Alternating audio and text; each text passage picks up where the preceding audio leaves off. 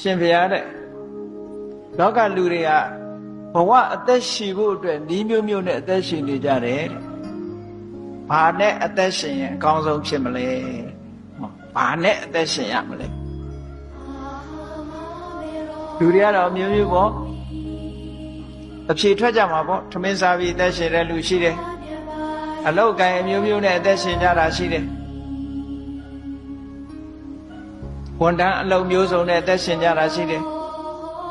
အဲ့ဒါလို့အသက်မွေးအသက်ရှင်ဖို့လုပ်ငန်းတွေအများကြီးထဲမှာဘာနဲ့အသက်ရှင်တာအကောင်းဆုံးလို့ဆိုရင်မြတ်စွာဘုရားကဖြေတယ်ပညာဇီဝေဇီဝိတမဟုတ္တအသက်ရှင်ဖို့အသက်မွေးနေတဲ့ထဲမှာပညာနဲ့အသက်ရှင်တာအကောင်းဆုံးပဲအသိပညာနဲ့အသက်ရှင်တာအကောင်းဆုံးလို့ဆိုလို့လောကမှာအကောင်းဆုံးအကြောင်းကျိုးမှမသိတဲ့ပုဂ္ဂိုလ်ဘဝတယောက်ရဲ့အသက်ရှင်နေမှုဟာတန်ဖိုးမရှိပါဘူးဟုတ်ကဲ့